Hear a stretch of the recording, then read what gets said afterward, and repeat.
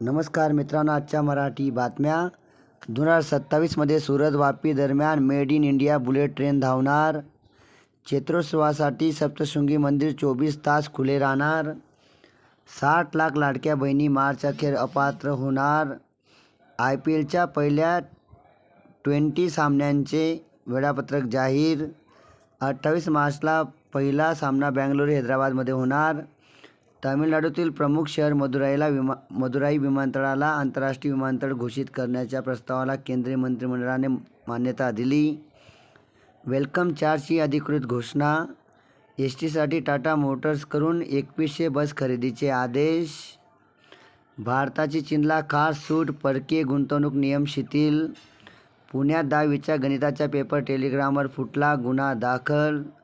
108 नक्षलींनी समर्पण केले. STत 17,742 पदाची मेगा भरती लवकरच. ICCने टीम इंडियाला दिली 25 कोटीची रक्कम. हरीश राणाला मिळणार इच्छामरणाची परवानगी. या होत्या आजच्या मराठी बातम्या.